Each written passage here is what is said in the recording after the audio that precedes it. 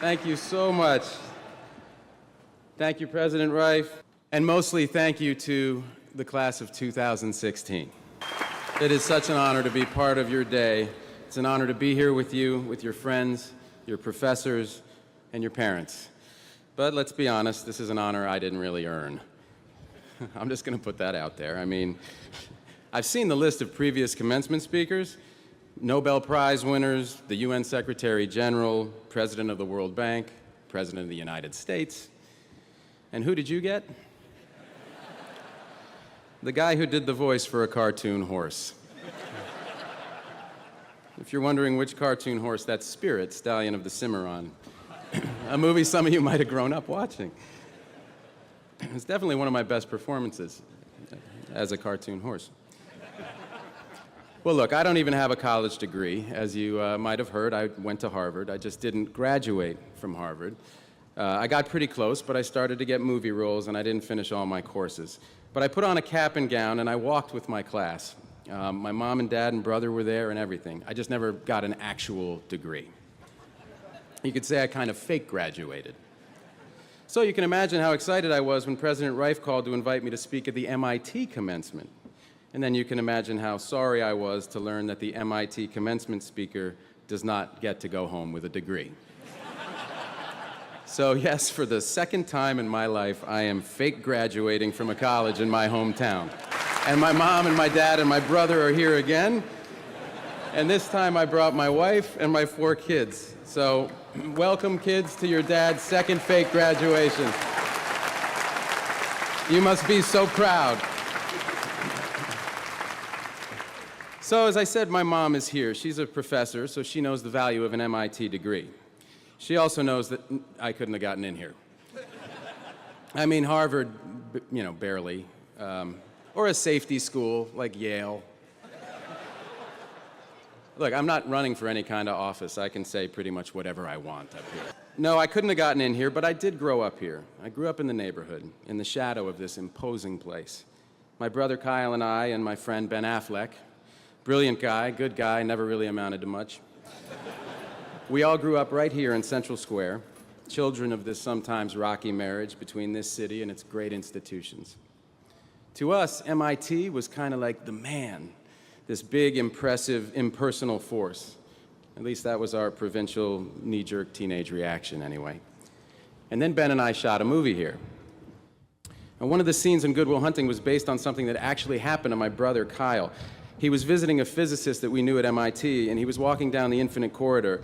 He saw those blackboards that line the halls. And so my brother, who's an artist, picked up some chalk and wrote an incredibly elaborate, totally fake version of an equation.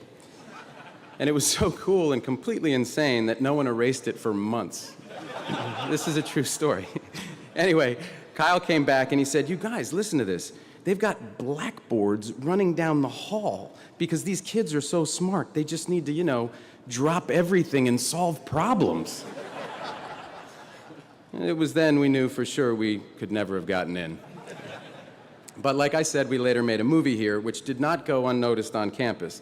In fact, I'd like to read you some actual lines, some selected passages from the review of Good Will Hunting in the MIT school paper. If you haven't seen it, Will was me and Sean is played by the late Robin Williams, a man I miss a hell of a lot. So I'm quoting here. "Good Will Hunting is very entertaining, but then again, any movie partially set at MIT has to be." There's more. "In the end," the reviewer writes, "the actual character development flies out the window. Will and Sean talk, bond, solve each other's problems, and then cry and hug each other. After said crying and hugging, the movie ends. Such feel-good pretentiousness is definitely not my mug of eggnog." Well, that kind of hurts. But don't worry, I know now better than to cry at MIT. But look, I'm happy to be here anyway. I might still be a knee-jerk teenager in key respects, but I know an amazing school when I see it. We're lucky to have MIT in Boston, and we're lucky it draws the people that it does, people like you from around the world. I mean, you're working on some crazy stuff in these buildings, stuff that would freak me out if I actually understood it. Theories, models, paradigm shifts. I'm going to tell you about one that's been on my mind. Simulation theory. Most of you probably heard of this. Maybe you even took a class with Max Tegmark. But for the uninitiated, there's a philosopher named Nick Bostrom at Oxford, and he's postulated if there's a truly advanced form of intelligence out there in the universe, it's probably advanced enough to run simulations of entire worlds, maybe trillions of them, maybe even our own. So the basic idea, as I understand it, is that we could be living in a massive simulation run by a far smarter civilization, like a giant computer game, and we don't even know it. And here's the thing. A lot of physicists, a lot of cosmologists, they won't rule it out. I just watched a discussion online a few weeks back. It was moderated by Neil deGrasse Tyson of the Hayden Planetarium, and by and large, the panel couldn't and wouldn't give a definitive answer. Tyson himself put the odds at 50-50. Now, I'm not sure how scientific that was, but it had numbers in it, so I was impressed. But it got me to thinking, what if this, all of this, is a simulation? I mean, it's a crazy idea, but what if it is? And if there are multiple simulations, how come we have to be in the one where Donald Trump becomes the Republican nominee for president? Can we, transfer to a different one? Well, Professor Tegmark has an excellent take on all of this. My advice, he said recently, is to go out and do really interesting things so the simulators don't shut you down. Now then again, what if it isn't a simulation? Either way, my answer is the same. Either way, what we do matters. What we do affects the outcome. So either way, MIT, you've got to go out and do really interesting things, important things, inventive things, because this world, real or imagined, this world has some problems that we need you to drop everything and solve. So go ahead, I'm going to take your pick from the world's worst buffet.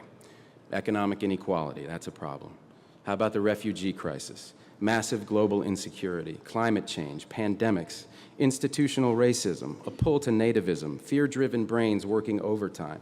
Here in America and in places like Austria, where a far-right candidate nearly won the presidential election for the first time since World War II. Or the Brexit, for God's sakes, that insane idea that the best path for Britain is to cut loose from Europe and drift out to sea. I mean, what is Europe even going to look like in 25 years? And add to that an American political system that's failing. We've got congressmen on a 2-year election cycle who are incentivized to think short-term and simply do not engage with long-term problems. And add to that a media that thrives on scandal and people with their pants down, anything to get you to tune in so they can hawk you products that you don't need. And add to that a banking system that steals people's money. And I don't know if justice is coming for you in this life or the next, but if justice does come for you in this life, her name will be Elizabeth Warren. But before you step out into our big, troubled world, I want to pass along a piece of advice that Bill Clinton offered me a little over a decade ago. Actually, when he said it, it felt less like advice and more like a direct order. What he said was, turn toward the problems you see. You have to engage and turn towards the problems that you see. Except it sounded like, turn towards the problems that you see. But when he said this to me, he literally turned his body for emphasis towards me. No, listen, it seemed kind of simple at the time, but the older I get, the more wisdom I see in this. That is what I want to urge you to do today, to turn towards the problems that you see and engage with them. Walk right up to them, look them in the eye, and then look yourself in the eye and decide what you're going to do about them. Now, in my experience, there is just no substitute for actually going and seeing these things. I owe this insight, like many others, to my mom. When I was a teenager, Mom thought it was important for us to see the world outside of Boston. And I don't just mean Framingham. She took us to places like Guatemala, where we saw extreme poverty up close. And it changed my whole frame of reference. And I think it was that same impulse that took my brother and me to Zambia in 2006 as part of the One campaign, the organization that Bono founded to fight desperate and what he calls stupid poverty and preventable disease in the developing world. And on that trip, in a small community, I met this girl, and I walked with her to a nearby bore well where she could get clean water.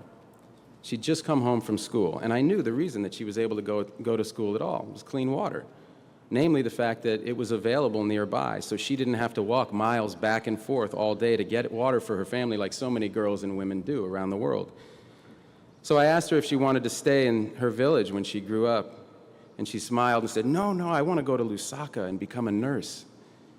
So clean water, something as basic as that, had given this child a chance to dream.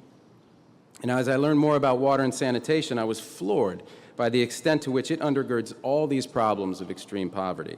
The fate of entire communities, economies, countries is caught up in that glass of water, something the rest of us get to take for granted. People at One told me that water is the least sexy and cool aspect of the effort to fight extreme poverty. And water goes hand in hand with sanitation, so if you think water isn't sexy, you should try to get into the shit business. But I was hooked already. The enormity of it, the complexity of the issue, it just hooked me. And getting out in the world and meeting people like this little girl is what put me on the path to starting Water.org with a brilliant civil engineer named Gary White. And for Gary and me, seeing the world and its problems, its possibilities, heightened our disbelief that so many people, millions, 660 million in fact, can't get a safe, clean drink of water or a clean private place to go to the bathroom. There are more people with a cell phone than access to a toilet on our planet. And this heightened our determination to do something about it. Now, you see some tough things out there, but you also see life-changing joy, and it all changes you. There was a refugee crisis back in '09 that I read about in this amazing article in the New York Times. People were streaming across the border of Zimbabwe to a little town in northern South Africa called Messina. Well, I was working in South Africa at the time, so I went up to Messina to see for myself what was going on. I spent a day speaking with women who had made this perilous journey across the Limpopo River, dodging bandits on one side, crocodiles in the river, bandits on the other. Every woman that I spoke to that day had been raped. Every single one. On one side of the river or both. And at the end of my time there, I met a woman who was so positive, she was so joyful. She had just been given her papers, so she'd been granted political asylum in South Africa. And in the midst of this joyful conversation, I mustered up my courage and I said, "Ma'am, do you mind my asking, were you assaulted on your journey to South Africa?" And she replied, still smiling, "Oh yes, I was raped, but I have my papers now, and those bastards didn't get my dignity." Human beings will take your breath away. They will teach you so much, but you have to engage. I only had that experience because I went there myself. It was difficult in many ways, but of course that's the point. There is a lot of trouble out there, MIT, but there's a lot of beauty too, and I hope you see both. But again, the point is not to become some kind of well-rounded, high-minded voyeur. The point is to eliminate your blind spots, the things that keep us from grasping the bigger picture. And look, even though I grew up in this neighborhood, in this incredible, multicultural neighborhood that was a little rough at that time, I find myself here before you as a middle-aged American white male movie star. I don't have a clue where my blind spots begin and end. But looking at the world as it is and engaging with it is the first step towards identifying our blind spots. And that's when we can really start to understand ourselves better and begin to solve some problems. And with that as your goal, there's a few more things I hope you'll keep in mind. First, you're going to fail sometimes, and that's a good thing. For all the amazing successes I've been lucky to share in, few things have shaped me more than the auditions that Ben and I used to go on as young actors, where we'd get on a bus, we'd show up in New York, we'd wait our turn, we'd cry our hearts out for a scene, and then be told, "Okay, thanks," meaning game over. We used to call it being okay, thanks. And those experiences became our armor. All right, now you're thinking, great, thanks, Matt. Failure is good, thanks a ton. Tell me something I didn't hear at my high school graduation. To which I say, okay, I will. You know the real danger for MIT graduates? It's not getting okay, thanks. The real danger is all that smoke that's been blown up your graduation gowns about how freaking smart you are. Well, you are that smart, but don't believe the hype that's thrown at you. You don't have all the answers, and you shouldn't, and that's fine. You're going to have your share of bad ideas. For me, one was playing a character named Edgar Pudwacker. I wish I could tell you I'm making that up. But as the great philosopher Benjamin Affleck once said, "Judge me by how good my good ideas are, not how bad my bad ideas are." You've got to suit up in your armor. You've got to get ready to sound like a total fool. Not having an answer isn't embarrassing. It's an opportunity. Don't be afraid to ask questions. I know so much less the second time I'm fake graduating than the first time. The second thing I want to leave you with is you got to keep listening. The world wants to hear your ideas, good and bad, but today is not the day you switch from receive to transmit. Once you do that, your education is over, and your education should never be over. Even outside of your work, there are always ways to keep challenging yourself. Listen to online lectures. I just retook a philosophy course that I took at Harvard when I was 19. You go to MIT OpenCourseWare, go to waitbutwhy.com, go to TED.com. I'm told there's even a Trump University. I have no earthly idea what they teach there. But whatever you do, just keep listening, even to people you don't agree with at all. I love what President Obama said at Howard University's commencement last month. He said, democracy requires compromise even when you are 100% right. I heard that and thought, here is a man who has been happily married for a long time. Not that the First Lady has ever been wrong about anything. Just like my wife, never wrong. Not even when she decided last month that in a family with 4 kids, what was missing in our lives was a 3rd rescue dog. That was an outstanding decision, honey, and I love you. The third and last thought I want to leave you with is that not every problem has a high-tech solution. Now, if anybody has the right to think we can pretty much tech support the world's problems into submission, it's you. Think of the innovations that got their start at MIT or by MIT alums. The World Wide Web, nuclear fission, condensed soup. That's true, you should be very proud of that. But the truth is, we can't science the you-know-what out of every problem. There is not always an app for that. I mean, take water again as an example. People are always looking at some scientific quick fix for the problem of dirty and disease-ridden water, a pill you put in a glass, a filter, etc. But there's no magic bullet. The problem's just too complex. Yes, there is definitely, absolutely a role for science. There's incredible advances being made in clean water technology. Companies and universities are getting in on the game, and I'm glad to know that professors like Susan Murcott at D-Lab are focusing on water and sanitation. But as I'm sure she'd agree, science alone can't solve this problem. We need to be just as innovative in public policy, just as innovative in our financial models. And that's the idea behind an approach we have at Water.org called Water Credit. It's based on Gary's insight that poor people were already paying for their water, and they, no less than the rest of us, want to participate in their own solutions. So Water Credit helps connect the poor with microfinance organizations, which enables them to build water connections and toilets in their homes and communities. And this approach is really working, helping 4 million people so far, and it's only the start. Our loans are paying back at 99% and above, which is a hell of a better deal than those bankers I was talking about earlier gave anybody. And I agree, it is still not sexy, but it is without a doubt the coolest thing I have ever been a part of. So let me ask you this in closing, what are you going to be a part of? What is the problem that you will try to solve? Whatever your answer, it is not going to be easy. Sometimes your work will hit a dead end. Sometimes your work will be measured in half steps. Sometimes your work will make you wear a white sequined military uniform and make love to Michael Douglas. All right, maybe that's just my work. But for all of you here, your work starts today. And seriously, how lucky are you? I mean, what are the odds that you're the ones who are here today? In the Earth's 4.5 billion year run, with 100 billion people who have lived and died, and the 7 billion of us here now, here you are. Yes, here you are. Alive at a time of potential extinction-level events, a time when fewer and fewer people can cause more and more damage, a time when science and technology may not hold all the answers, but are indispensable to any solution. What are the odds that you get to be you right now, the MIT class of 2016, with so much on the line? There are potentially trillions of human beings who will someday exist or not, whose fate in large part depends on the choices you make, on your ideas, on your grit and persistence and willingness to engage. If this were a movie I was trying to pitch, I'd be laughed out of every office in Hollywood. Joseph Campbell himself would tell me to throttle down and lower the stakes, but I can't, because this is a fact. This is not fiction.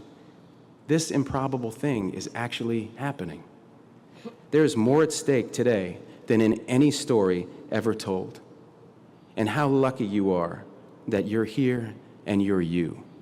And how lucky we are that you're here and you are you. I hope you'll turn toward the problem of your choosing. I hope you'll drop everything, and I hope you'll solve it. This is your life, class of 2016. This is your moment, and it is all down to you.